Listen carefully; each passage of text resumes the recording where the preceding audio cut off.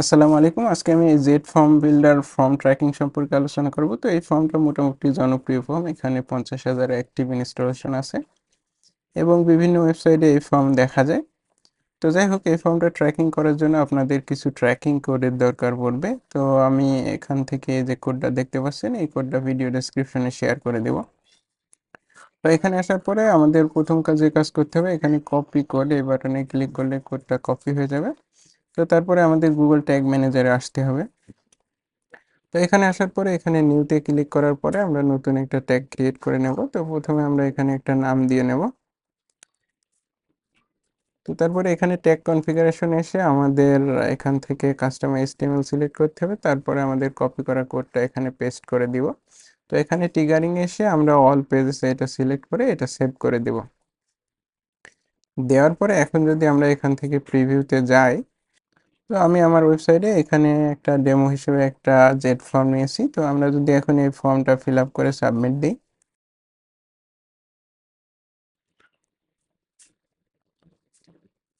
তো আমার এখানে ফর্মটা সাবমিট হয়েছে। আমরা যদি এখান থেকে আসার পরে আমাদের ডাটা লেয়ার খেয়াল করি, এখানে জেড ফর্ম সাবমিট নামে আমরা একটা ডাটা লেয়ার ইভেন্ট দেখতে পাচ্ছি। আমরা যদি এখান থেকে এপিআই কল করে দেখি, তাহলে দেখেন আমরা অনেকগুলো ইনফরমেশন পেয়ে যাচ্ছি। তো এখানে ফর্ম আইডি এবং সেই সাথে আমরা যে ইনফরমেশনগুলো দিয়ে ফর্মটা সাবমিট করেছিলাম, সেই ইনফরমেশনগুলোও কিন্তু আমরা এখানে সুন্দরভাবে পেয়ে যাচ্ছি।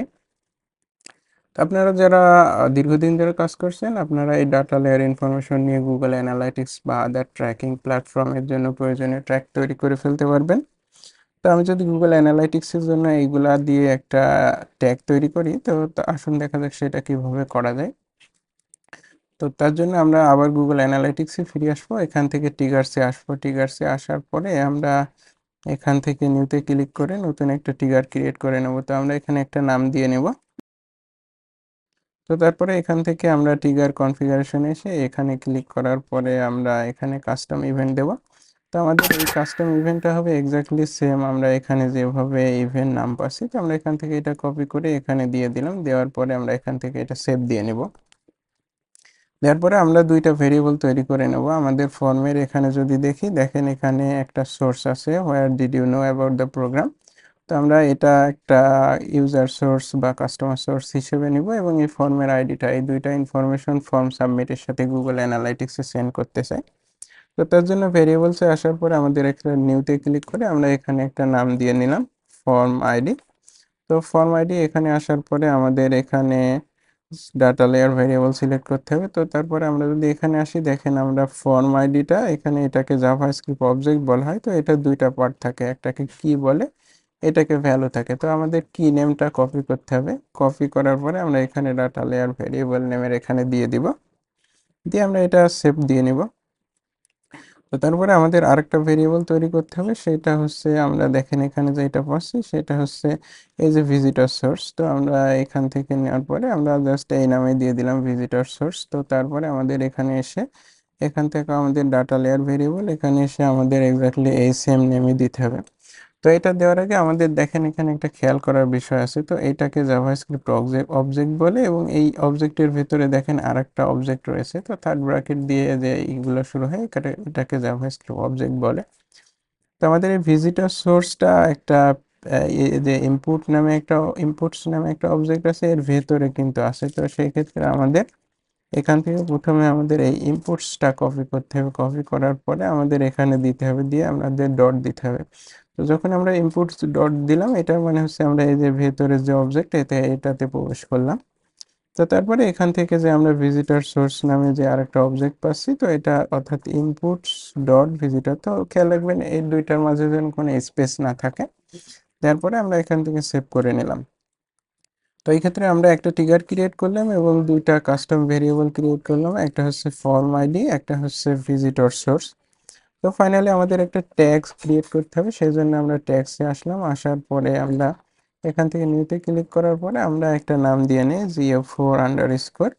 তো এটা একটা নেমিং কনভেনশন, যেহেতু আমরা গুগল অ্যানালাইটিক্স 4 এর জন্য ইনফরমেশনগুলো সেন্ড করব। তো তারপরে এখানে আমরা গেট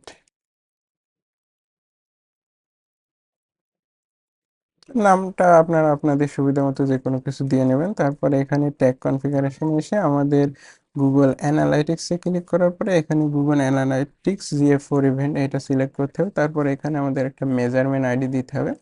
তো মেজারমেন্ট আইডিটা আপনারা গুগল অ্যানালাইটিক্সে পেয়ে যাবেন। তো মেজারমেন্ট আইডি দিয়ে আমি একটা কাস্টম ভেরিয়েবল ক্রিয়েট করে রেখেছি, জাস্ট সেই ভেরিয়েবলটা এখানে দিয়ে নিলাম।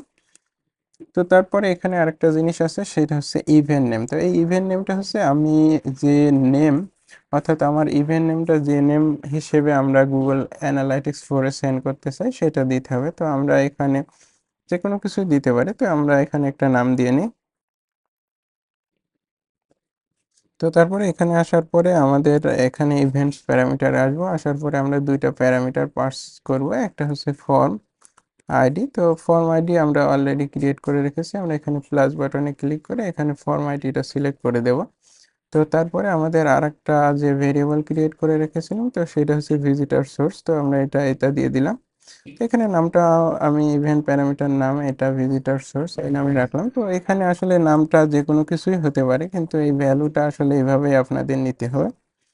তো তারপরে আমরা এখান থেকে ট্রিগারিং এ আসবো। ট্রিগারিং এ আসার পরে আমরা যে জেট ফর্ম সাবমিট নামে যে একটা ট্রিগার তৈরি করেছি, তো এটা এখান থেকে নিয়ে নেব। নেওয়ার পরে আমরা এখানে সেভ বাটনে ক্লিক করব। করার পরে এখন আমরা আমাদের ফর্মটা নতুন করে প্রিভিউ করব।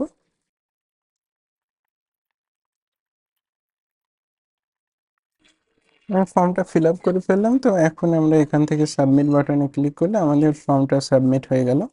তো আমরা যদি এখন ট্যাগ অ্যাসিস্ট্যান্টে আসার পর এখানে দেখি, দেখেন জেট ফর্ম সাবমিট নামে আমরা একটা ডাটা লেয়ার ইভেন্ট পাচ্ছি, এবং এখানে ট্যাগসে এসে যদি ট্যাগ ফায়ার্ড দেখি, তো আমাদের এখানে যে GA4 gate offer form submit নামে যে আমরা একটা ট্যাগ ক্রিয়েট করেছিলাম, তো সেটাও কিন্তু এখানে ফায়ার্ড দেখাচ্ছে। তো ফার্দার ইন্সপেকশনের জন্য আমরা আমাদের গুগল অ্যানালাইটিক্সের ড্যাশবোর্ডে আসবো, আসার পরে এখান থেকে অ্যাডমিনে আসবো। তো অ্যাডমিন থেকে আমরা ডিবাগ ভিউতে যাব।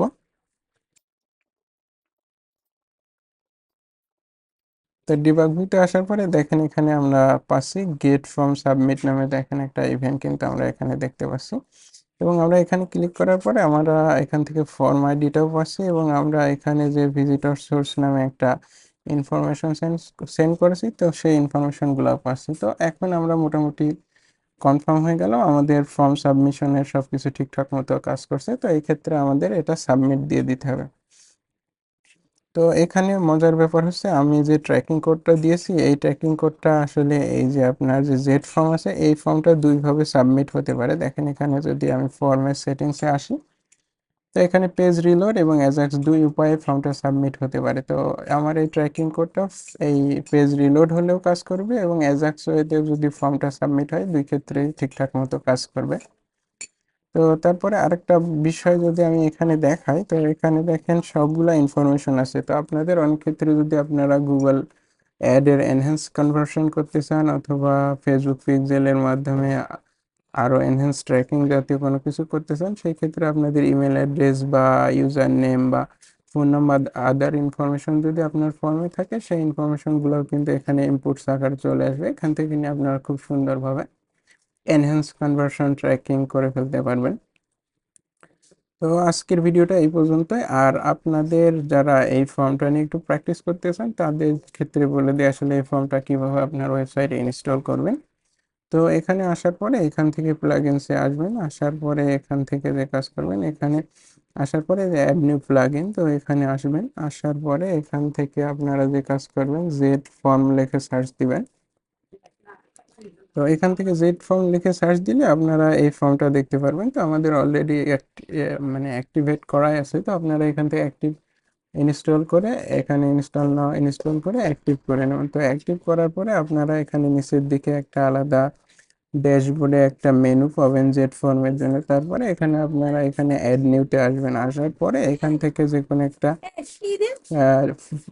প্রি ডিফল্ট ফর্ম নিয়ে নিতে পারেন, অথবা স্টার্ট ফ্রম স্ক্র্যাচ এটাও নিতে পারেন। তো এখান থেকে আসার পরে এইভাবে নিয়ে নিতে পারবেন। নেওয়ার পরে এখানে প্লাস বাটনে ক্লিক করে দেখেন এখানে আরো অনেক ধরনের ফর্মের আছে আর কি।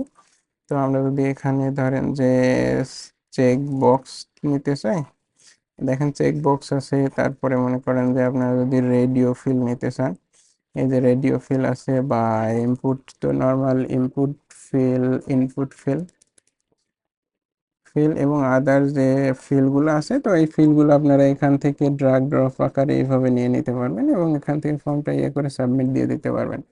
তো এখানে ফর্মটা সাবমিট দেওয়ার পরে আপনাদের যে কাজ করতে হবে, এখানে আসার পরে এখান থেকে আবার আপনার ড্যাশবোর্ডে এসে এখান থেকে এই যে জেড ফর্মস, এই ফর্মসে ক্লিক করলে এখানে দেখেন শর্টকাট নামে একটা অপশন পাবেন। তো এখান থেকে এই শর্টকাটটা আপনাদের কপি করতে হবে, করার পরে এখানে আপনারা যেখানে টেস্ট করতে চান, ধরেন যে আমি যদি এখন এখানে একটা নিউ পেজ নেই, এখানে টেস্ট সরি ফর্ম নেওয়ার পরে এখানে শর্টকাট নামে আমাদের একটা ফিল নিতে হবে।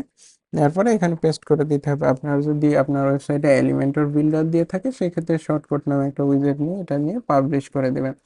দেওয়ার পরে আমরা যদি এখন এই পেজটা ভিউ করি, দেখেন এখানে কিন্তু আমার এই ফর্মটা চলে আসলো। তো যাই হোক, এইভাবে আপনারা একটা জেড ফর্ম আপনার ওয়েবসাইটে ইনস্টল করে এটা প্র্যাকটিস করতে পারবেন।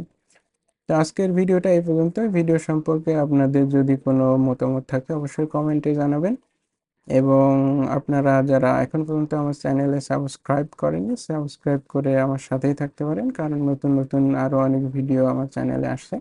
তো ভালো থাকবেন সবাই, আসসালামু আলাইকুম।